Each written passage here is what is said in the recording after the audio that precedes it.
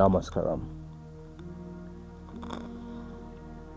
My name is Carlos Ndawi. These are realizations.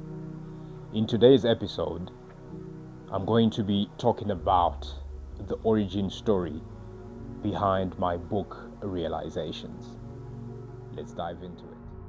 I started writing this book because I always felt the urge to, share my experiences with the world. But initially, it wasn't intended to become a book or to become a lengthy book that you can read. It was more like, life experiences that I shared, in form of quotes. As you already know, I've been sharing quotes for years on my social media platforms. So that was my initial idea, just to, every day I could just come up with different quotes, just write them, in short form, and then I'll just post it online. And then it started getting traction, different people from, around the world, saying, what, you've answered what I've been asking myself, for this long. And, so for me, I felt like I was onto something. And then I just decided to, compile it into a book that I can share with people, because not everybody got the opportunity to see my quotes from where I began writing up to now. So I decided that if it's a book, you can just hand it to people and then they can read all the way to where I started, writing and to, the present moment. What really shaped my voice was, my life experiences really, be it negative or positive experiences, because I'm not that old. I'm only 32, turning 32 this year in September. But I do have my fair share of life experience that I always feel, happy to share with people.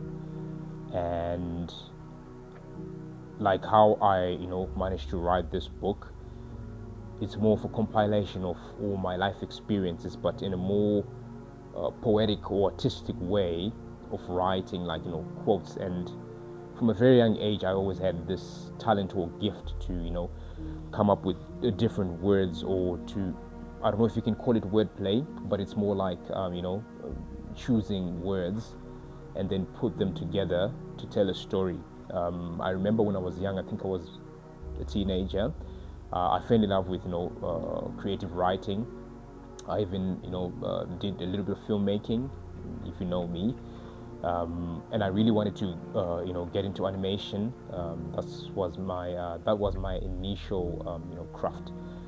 I started writing, short films, and then I even did music videos. And I fell in love with those, storytelling music videos where you listen to the song and then it tells you a story, then you make it into visuals. That was my, passion then. So I always felt like I really need to, share life experiences through words or through creative stuff. So when I really, decided to put this book together, or to start really taking writing seriously, it was more of insight that came from silence. I'm a person who really meditates every day. So every morning and every night, I meditate. So, sit, just quietly, just living in the moment, experiencing my breath, my sensations. So most of my, course that I wrote, that I in the realization book, they all came from, silence, where I reflect from within. So silence really taught me that, all the answers that we're looking for outside, they're already within us. So each quote in this book, it really holds something powerful or something significant, in my life and in your life, because I'm a firm believer of oneness. As much as we look like we're separate beings or we're different people, on a deeper level, we are all one. So whatever life experiences that I go through, you also go through the same, but it might be in different contexts or in different, lifetimes or different situations. But we all feel the same emotions. If it's pain, we all feel pain. We all feel happy. We all feel sad. So I feel like, me sharing these experiences, it's more like a mirror, it's a reflection that when you really read these quotes or read the book, it really reminds you that, you know what, you have to come back home. Like I wrote in that book that read it like it came from you, because they did. All the quotes came from you. Going back to what silence taught me, I do have a favorite quote that I wrote that's in the book. From time to time, I always revert back to that quote because it really means a lot to me. It's not a long quote, it's just something short. Only those who can silence the mind can hear the divine speak. You know, this quote really means a lot to me because I realized that I wasn't, you know, thinking about different things. They came from a source of power. I know the world out there, it's noisy and it has its opinions and tells you what to do. You know, understanding that when we silence the mind, we really get the opportunity to reflect within. Hence why I said when we silence the mind, we get to hear the divine speak, because whatever information we get when we silence the mind, it really comes from the divine. It really comes from the source of who we really are. I've created this platform, you know, from a book to now a podcast or YouTube channel that we get to, you know, share.